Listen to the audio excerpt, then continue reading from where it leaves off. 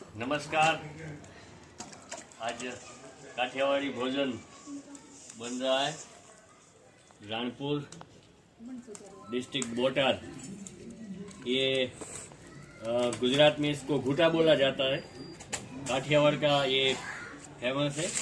हमारे जामनगर डिस्ट्रिक्ट में ये देसी 40 से 45 सब्जी इसमें आती है।